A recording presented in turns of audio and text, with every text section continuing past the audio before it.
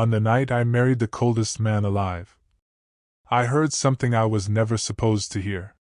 My husband's thoughts. At first, I thought it was my imagination. Until his voice echoed again, inside my head. Don't touch him, you'll lose control. My heart stopped. Because the man holding me so gently, the man everyone called emotionless, was thinking about me like I was his greatest weakness. And then came the part that truly terrified me. If he gets any closer, I won't be able to stop myself. That was the moment I realized. My arranged husband wasn't cold at all. He was hiding something far more dangerous than hatred. A love he was afraid would destroy me. The candle flame did not flicker. Everything else did. Yoon Haewon stood at the ceremonial altar of the Kang family private estate, and kept his eyes fixed on that single steady flame like it was the only solid thing left in the world. The hall smelled of white chrysanthemums, and aged wood, and the kind of money that does not need to announce itself. Autumn had settled hard over Seoul, and the stone floors held no warmth, and neither did the man standing 3 feet away from him. Kang Siwon had not moved since Haewon entered the room. Had not smiled. Had not offered a single gesture of welcome or acknowledgement. He stood in a dark formal suit with his hands at his sides and his jaw set like something carved, and every person in that hall gave him a radius of space that no one had to be told to give. That was the thing about Kang Siwon. Rooms rearranged themselves around him without being asked. Haewon had heard the stories. Everyone had. The last partner. The word that people used was gone, and the way they said it told the rest. He had walked into this hall knowing every version of that story, and he had walked forward anyway, and he was still not sure what that said about him. The officiant spoke the ritual words in a low, measured voice. The ceremonial bowing. The formal vows. And then the moment that changed everything, the ritual hand clasp, skin pressed to skin, Siwon's fingers closing over Haewon's in front of every witness in the room. The contact lasted 4 seconds. In those 4 seconds, a voice crashed through Haewon's mind with the force of a wave breaking against rock, not spoken, not whispered, not coming from anywhere outside his own skull, and yet absolutely, unmistakably, not his. Don't look at him. If I lose control tonight, I'll destroy him like I did before. Haewon stopped breathing. He fixed his gaze on the candle flame and held every muscle in his face completely still and told himself it was stress, it was fear, it was the cold and the pressure and the weight of this hall pressing down on him. He told himself that, and did not believe a word of it. He glanced sideways. Carefully. Just once. Siwon's jaw was locked. His expression had not changed, still carved, still cold, still unreadable to anyone watching. But his fingers, where they rested against Haewon's in the ritual hold, were trembling. Barely. Almost nothing. But Haewon felt it, and it hit him somewhere behind the ribs like a key turning in a lock. This man was not cold because he felt nothing. He was cold because he felt everything, and he did not know how to survive it. The candle flame held steady. Haewon held steady with it. And somewhere underneath the terror of what he had just heard, something else moved through him, quieter, more dangerous, and impossible to name. He did not know then that this was only the beginning of everything he was never supposed to hear. If what just happened to Haewon sent a chill through you, you are exactly where this story wants you. Drop a comment, like and subscribe right now. What do you think Kang Siwon is really hiding? Because we are just getting started. The penthouse was 42 floors above Gangnam, and it felt like the loneliest place on earth. 2 weeks passed. Siwon left before the city woke and came back after it went to sleep.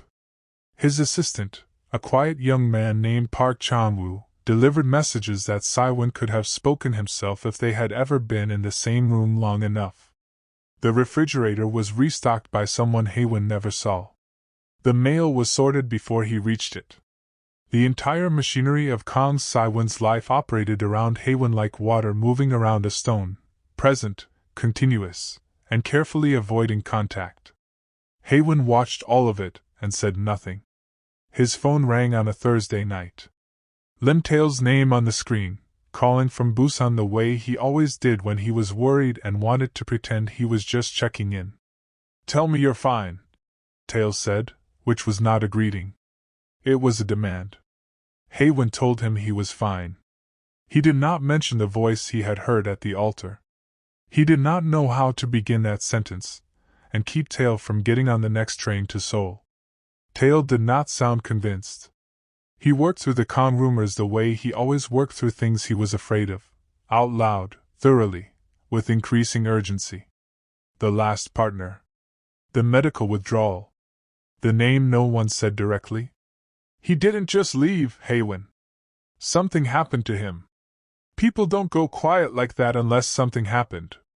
After the call, Haewon sat with his laptop open and searched Kang Siwon's name with the particular focus of someone who already suspects the answers will not be reassuring. The Kang family controlled information the way other dynasties controlled land, quietly, completely, with no visible effort. What the search returned was almost nothing. Corporate records. Philanthropic registrations. One archived medical document, partially redacted, attached to a case number that had been closed. A name in the body of the document, Ryu Seonha. And a phrase, clinical and devastating in its simplicity, emotional incompatibility. That was all.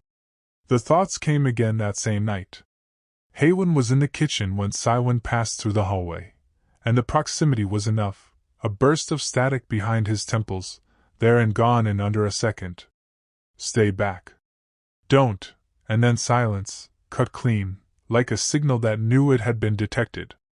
Haewon pressed 2 fingers to his temple and stood in the kitchen for a long time after the sound of Siwon's footsteps faded. He was going to keep listening. He had not decided this the way people decide most things. It had simply become true, the way some truths do, not chosen, just arrived. Tae called again the next morning. His voice was different this time. Quieter. "Leave while you still can. I mean it. Whatever you think you're figuring out in there, it is not worth what it might cost you." Haewon looked across the penthouse at the lights still burning in Siwon's study. 2 in the morning. The rest of the city dark. He did not move. Siwon summoned him on a Sunday. Not in person. Through Chanwoo, who appeared at Haewon's door at precisely 9 in the morning and said, with the practiced neutrality of someone who had delivered many uncomfortable messages, that Mr. Kang requested Haewon's presence in the study at his earliest convenience. The phrase earliest convenience, delivered in that tone, meant now. The study was at the far end of the penthouse, behind a door Haewon had not opened. He opened it now and understood immediately why. The room was floor-to-ceiling shelves on 3 walls, original art on the 4th, a large-format Korean ink painting, mountains disappearing into cloud, the kind of piece that belonged in a museum and ended up here because someone had the money and the taste to want it close. A single lamp burned on the desk. Everything else was order. Controlled, deliberate, personal in the way that only very private people make their spaces personal, not for display, but for survival. Siwon was already standing when Haewon entered. He did not sit. He placed both hands on the edge of the desk and looked at Haewon with the expression that Haewon was beginning to understand was not coldness but containment, a man holding something enormous very, very still. He spoke without preamble. Separate lives under one roof. Shared public appearances for family obligations on a schedule Chanwoo would provide. No crossed boundaries. No emotional entanglements. His voice was flat and precise, like a contract being read aloud, every clause memorized and delivered without inflection. Haewon listened to all of it. Beneath the words, something arrived, a thought, brief and unguarded, slipping through before Siwon locked it back. He's not going to run. Why isn't he running? Haewon kept his face still. I agreed to the terms, he said. Siwon's jaw tightened. One small movement, almost nothing. He nodded once. Haewon stood to leave. He had his hand on the door frame when Siwon spoke again, quieter, the formal register dropping just enough to reveal something underneath it. You should be more afraid of me. Haewon paused. Did not turn around. I know, he said. I'm working on it. He walked into the hallway and pulled the door closed behind him. The thought that followed him through the wood, faint, almost formless, there and gone, carried no words. Only the ghost of something that, if he were a braver person, he might have called relief. He reached the end of the hallway and stopped. Looked down at his hands. They were completely still. He did not examine why. He walked to his room and did not examine why, and that, he would think later, was the moment everything truly began. The Kang family estate sat 40 minutes outside the city, where the hills rose and the air tasted like pine and old stone, and the gate alone was older than most buildings Haewon had ever lived in. He had known, from Chanwa's schedule, that Siwon visited the estate twice a week. He had not known, until that first Tuesday morning when Siwon appeared in the penthouse entryway already dressed and looked at him with that flat, unreadable expression and said, "You'll come today." That coming was now part of the arrangement. The drive took 40 minutes. Either of them spoke. The staff received Haewon with the particular formality of people who had learned not to invest in new arrivals, polite, precise, positioned at a careful distance. All of them except one. Baek Juno was somewhere in his early 40s, built like a man who had spent his life being useful in difficult situations, and he stood at the entrance of the estate's inner courtyard and looked at Haewon the way a person looks at a structural crack, not with hostility, but with the focused attention of someone assessing whether this will hold. Haewon did not perform for him. He did not introduce himself with extra warmth, or try to land well. He simply walked into the courtyard and looked at the space the way he looked at everything, carefully, without agenda. He noticed the cracked tile at the base of the far garden wall. He noticed the meal roster posted in the kitchen doorway, every day identical, no variation across 6 months of entries. He helped the estate housekeeper, an older woman named Mrs. O, carry a box of seasonal items from the storage corridor without being asked, and did it before she had the chance to tell him it wasn't necessary. He changed small things. Quietly. Without announcing them. Mid-afternoon, crossing the inner corridor, he felt it, a thought arriving with startling clarity, closer and cleaner than any fragment before it. Who told him to do that? And then, following it, slower, nobody. He just saw it. Haewon did not look up. Did not react. Kept walking. An hour before dusk, Kang Yujin found him. 17 years old.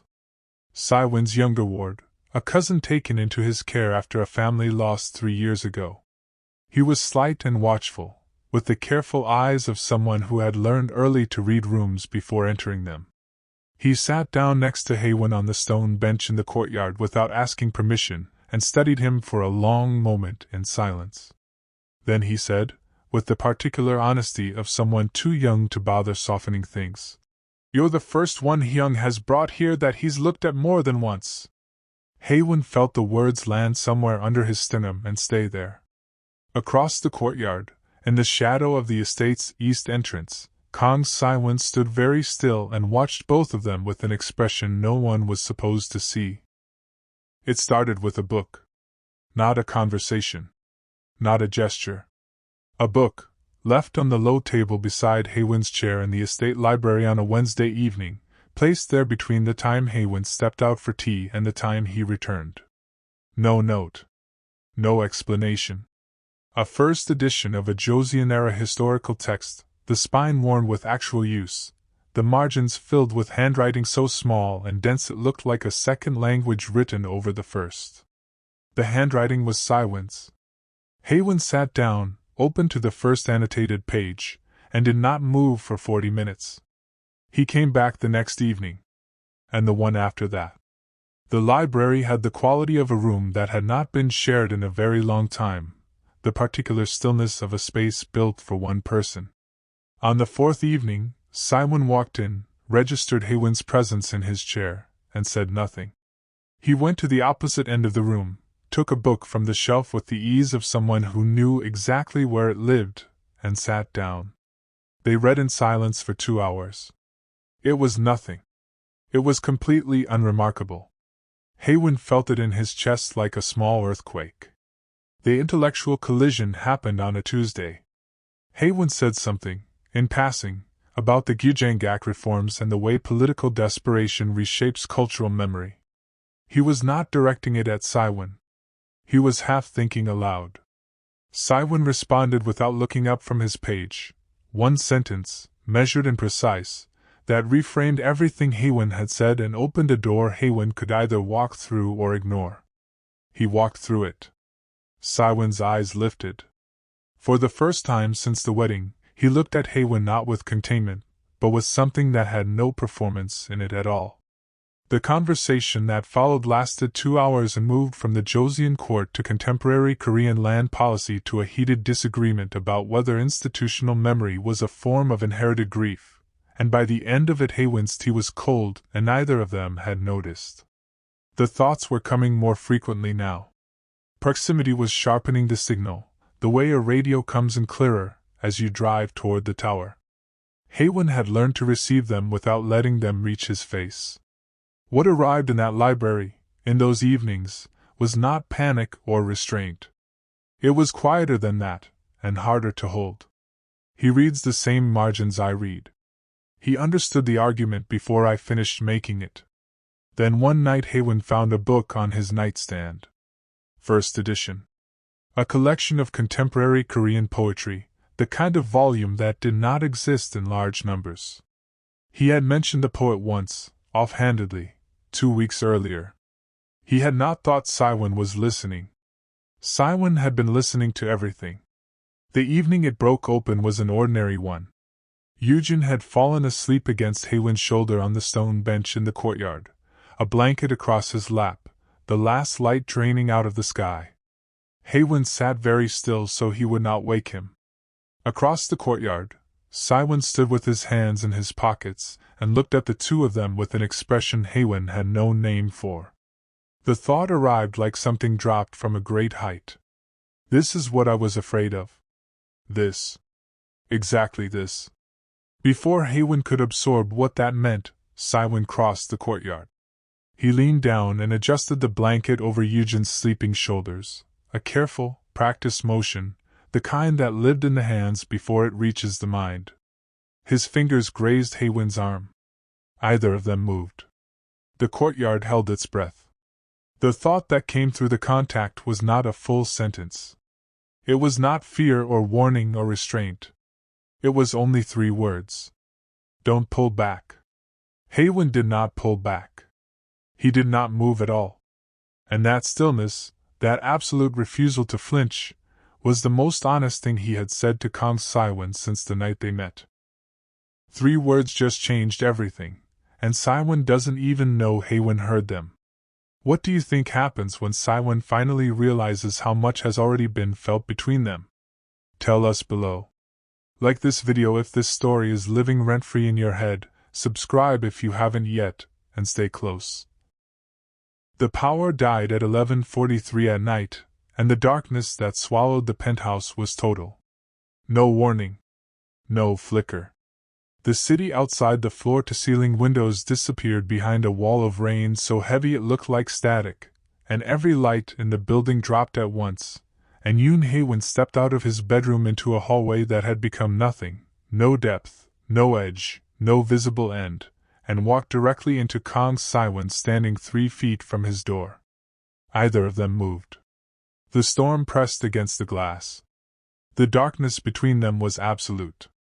Haewon could not see Siwon's face, could not see his hands, could not see anything at all, and that absence of sight did something to the connection between them that nothing in the past weeks had done. It stripped every filter. Every wall Siwon had built required effort, and in the dark, standing still, with the rain erasing the world outside, the effort collapsed. The thoughts came through like a current with no insulation left. His breathing is too close. Don't reach. Don't. You'll hurt him the way you always. And then, Underneath the panic, pressed down so hard it had almost become something else. I don't want to hurt him. And then, quieter than anything Haewon had ever heard from inside another person's mind, barely a thought at all, more like a wound admitting itself. I don't know how to be near someone without breaking what I love. But I want to try. God help me, I want to try with him. Haewon pressed his hand over his mouth. His face was wet. He did not know when that had started. They stood in the dark for a long time. Neither spoke. The rain did not stop. When the building power restored, the light came back in one hard return, and Siwon was right there, 3 feet away, closer than he had allowed himself since the wedding ceremony. His expression was not cold. It was not composed. It was the face of a man who had just been seen through a wall he had spent 6 years building, and who did not yet know whether to be afraid of that or grateful for it. Exhausted and terrified and stripped down to something Haewon had only ever heard before, never witnessed with his eyes open. Siwon looked at him. Really looked at him. You should go to bed, he said. His voice was not an order. It was a man asking to be released from something he was not sure he could keep holding. Haewon held his gaze for one long moment. Then he went. At the door of his room he stopped, his hand on the frame, his back to the hallway. I'm not afraid of you, Siwon. He stepped inside and pulled the door closed. The thought that followed him through the wood was faint and raw and completely unguarded. You should be. You have absolutely no idea what you do to me. Haewon stood in the dark of his room with his back against the door and felt the truth arrive the way large things always arrive. Not with noise, but with weight. He loves me. He has loved me for weeks, and it is tearing him apart from the inside. And he would rather destroy himself quietly than risk doing the same to me. The rain kept falling. Haewon did not sleep. Baek Juno was already sitting in the library when Haewon arrived, and the look on his face said he had been deciding whether to come for longer than just this morning. He was not a man who wasted time on social warmth.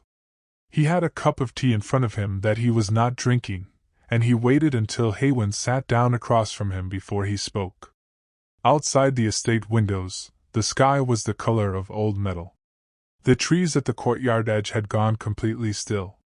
There are things about Kang Siwon, Juno said, that I should have told you before the ceremony. I did not tell you because I was not certain you would stay. I am telling you now because I believe it would be worse if you stayed without knowing. Haewon set his book on the table and did not say anything. He had been waiting for this conversation since the second week. He had not known who it would come from. He had known it was coming. Juno told him about Ryu Seonha. Not the version that moved through soul in careful whispers. The real version. Siwon had been 23 years old and completely untrained in what he actually was, an Enigma class dominant, a classification so rare that the medical community had fewer than 30 documented cases in the past century. A man whose emotional output did not operate on the frequency of ordinary people. Most people could not feel it at all. A few felt it as presence, as weight, as the particular awareness that a room had changed when he entered. And a very small number, bonded partners, in specific conditions of emotional depth, received it at full strength. Seonha had been one of those people. And Siwon, at 23, had not understood what was happening until the damage had already been done. The bond between them had deepened faster than either could track, and Siwon's uncontrolled output had pressed against Seonha's nervous system for months like a sound too loud to be heard, not felt as pain, not recognized as cause, simply endured until the body gave way. Seonha had survived. He had recovered over 2 years in a quiet house in Busan. He had sent Siwon a letter, 4 years ago, that Juno had read once and never read again, because some documents hold more grief than a person should touch more than once. Siwon had spent 6 years after that in a specific and deliberate kind of self-exile. Not from the world. From closeness. He had learned control the way surgeons learn precision, through obsessive, exhausting, lonely repetition. He had accepted that the truest version of himself was the most dangerous version. He had built the cold and the distance as infrastructure, not personality. And when the family elders placed Haewon in his home, Siwon had constructed the terms of their arrangement not out of indifference, but out of the only form of protection he knew how to offer. Juno's hands were flat on the table. He is not the same man he was at 23. What he does not yet know is whether that is enough. Haewon held the silence for a long moment. Then, quietly, is he still a danger to me? Juno looked at him with the careful eyes of a man who had served this family through too many hard truths to soften this one. He is a danger to himself, he said. Whether he is a danger to you depends entirely on whether he trusts himself enough to learn something he has never tried. He has never trusted himself. A pause. His voice dropped a register. Until recently. The library held them both in its quiet. The untouched tea had gone cold. Outside, the first edge of wind moved through the courtyard trees. Haewon closed the book in his lap. He did not open it again. He sat with everything Juno had given him and let it settle into the places it was meant to fill, and when it had settled he found that nothing in him had moved toward the door. He was going to reach for Siwon. He had already decided. The decision had no logic to it, and every truth. Whatever that cost, he was willing to pay it. The man arrived at the estate on a Thursday morning wearing a suit that cost more than most people made in a quarter, and he smiled at Haewon the way people smile when they want you to feel the threat without being able to name it. His name was Minister Yoo Chan-woo, no relation to Siwon's assistant, and he represented Kang Won-sok's interests with the particular polish of a man who had spent his career making hostile things sound reasonable. He found Haewon in the courtyard garden, where Haewon was helping Mrs. O repot a line of late-season chrysanthemums along the south wall. He stood at the courtyard entrance and waited to be noticed. When Haewon looked up, he smiled wider. He spoke pleasantly. He asked after Haewon's comfort. He remarked on the beauty of the estate in autumn. And then, with no change in tone whatsoever, he said that the extended Kang family had been closely watching the progress of the arranged union and had noticed, with some concern, that the formal bond documentation remained unsigned. There was a window, he explained. A legal window, tied to the estate trust that Siwon's grandfather had structured before his death. If that documentation was not completed within the window, the trust, and the estate land it covered, would revert to the extended family line. He paused. Let that sit. Then, a mutual dissolution, handled cleanly, would actually be the kindest resolution for everyone involved. Including you? The subtext was not hidden. It did not need to be. Leave. Or we will find a reason to remove you. Haewon looked at him for a moment. Then he said pleasantly, Would you like some tea? Minister Yu left 40 minutes later with nothing he had come for. That evening Siwon found Haewon in the courtyard, standing at the repotted chrysanthemum wall with his arms crossed against the cold, watching the last light leave the sky. Siwon came to stand beside him. Not close. But beside him, which was its own kind of statement. You spoke to Won-sok's man, he said. He came to me. The silence between them had weight. Then Siwon's voice dropped, not to coldness, not to the formal register he used for arrangements and distances. It dropped below all of that, to something that had no temperature at all, and that absence was far more serious than anger. He will not come to you again. The thought that arrived through the proximity was not violence. It was architecture, a wall going up, not to divide, but to place Haewon on the inside of it. Protected. Deliberate.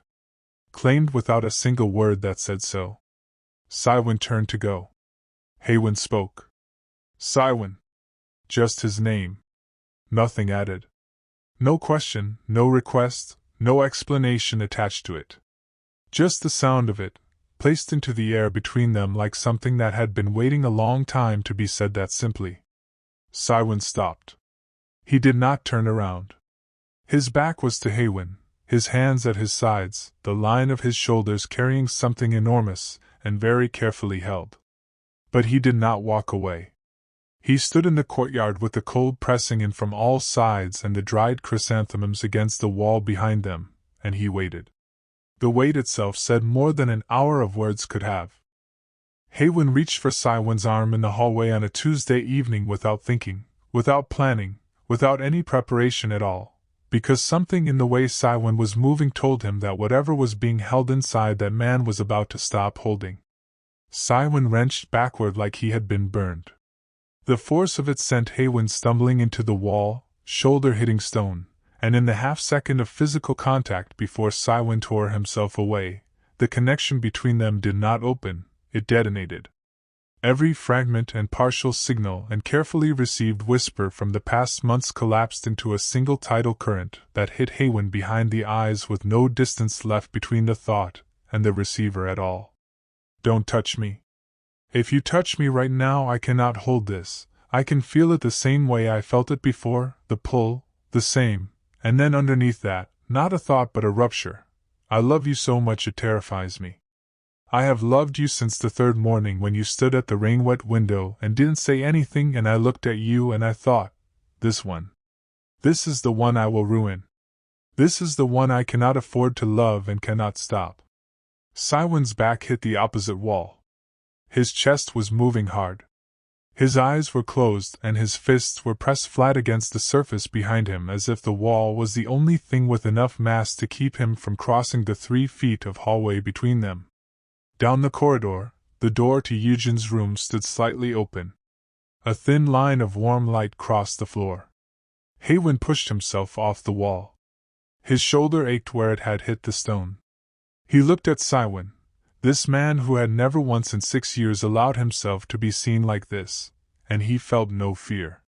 What he felt instead was a clarity so complete and so calm that it arrived like the moment after a storm, when the air is washed clean and everything that was obscured becomes visible. He stepped forward. 1 step. Deliberate. The distance between them shrank from 3 feet to 2. Siwon's jaw locked. His eyes stayed closed.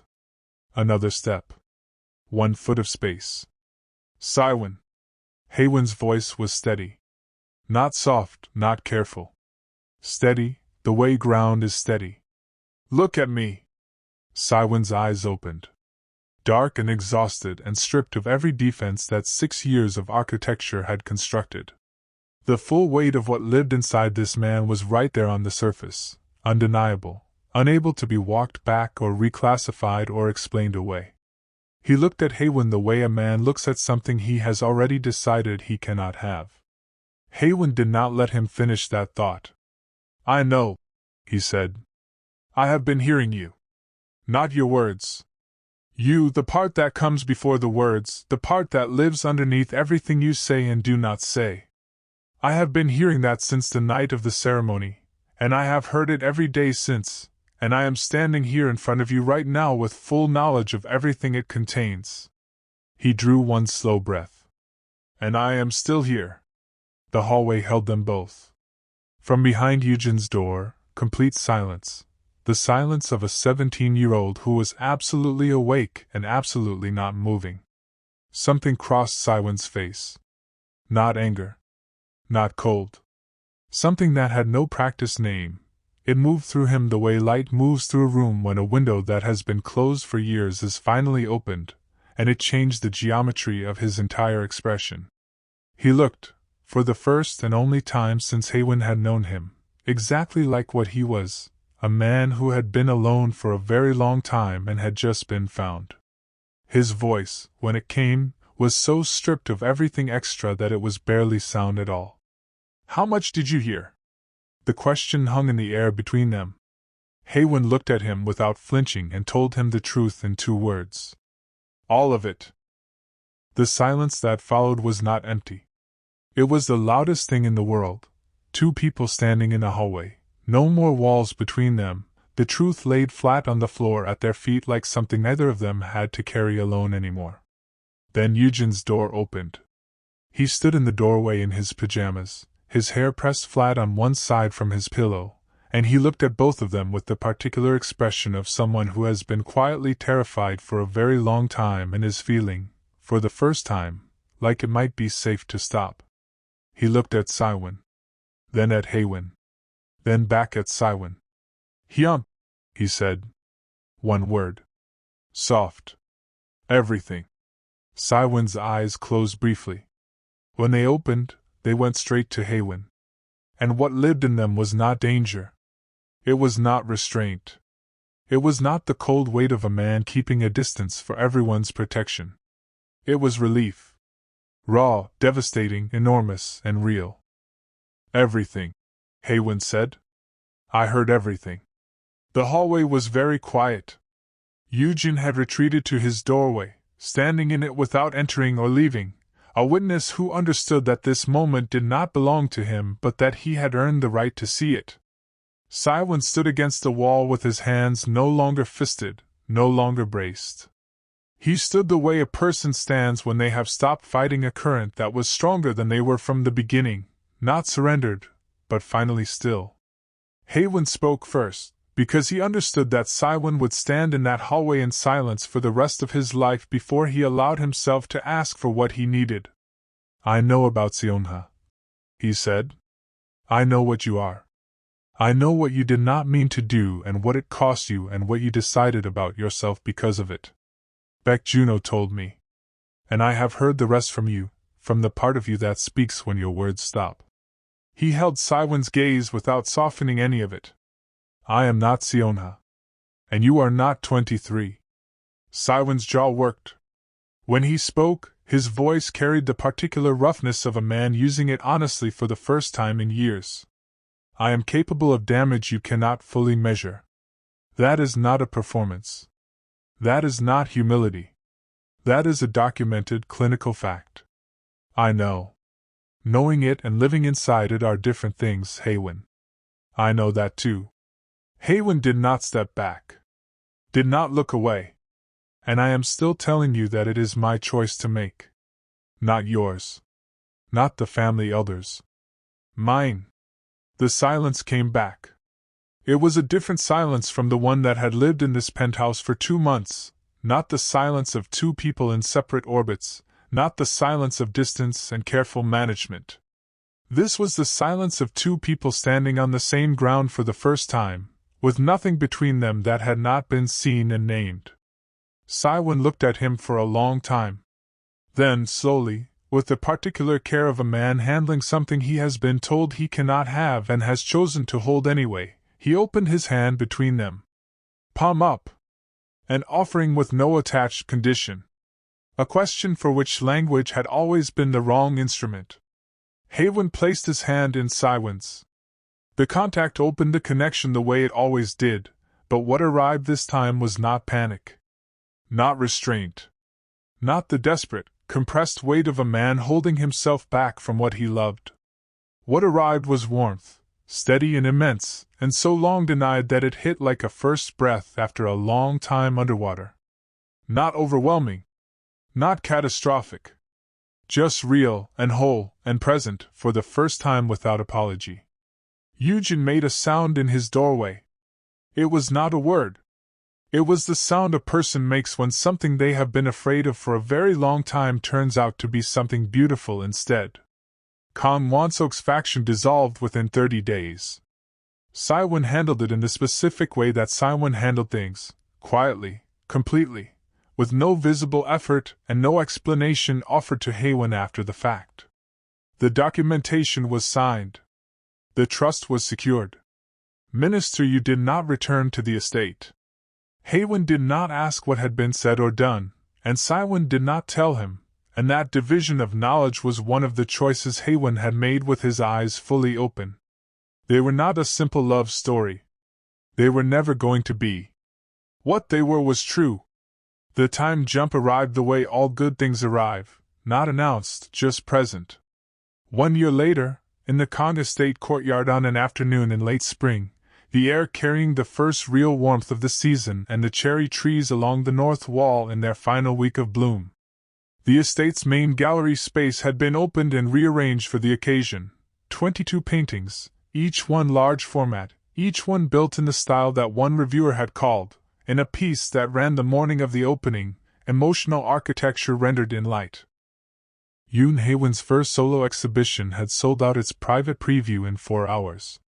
He stood near the entrance and received the guests and answered questions about process and intention, and he did it with the calm of someone who had learned, over the course of one extraordinary and difficult year, that he was not someone who needed to make himself small in order to be safe in a room.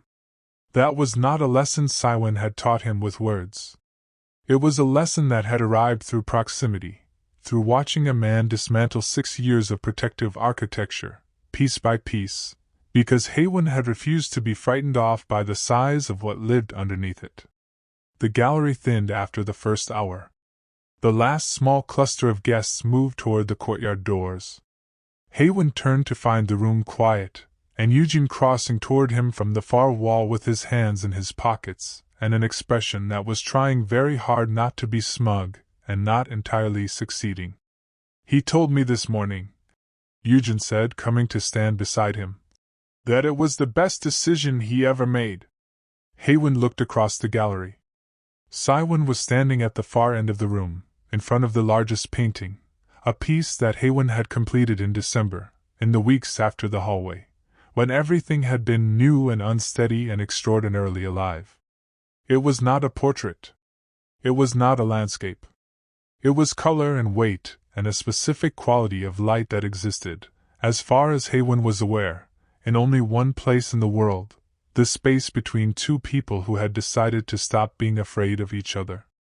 Siwon was looking at the painting the way he had looked at Haewon across the ceremonial floor on their wedding night, with an intensity that had nothing performed in it, nothing managed, nothing held at arm's length. He was simply looking, the way a person looks when they have found the thing they did not know how to name, and have stopped needing to name it.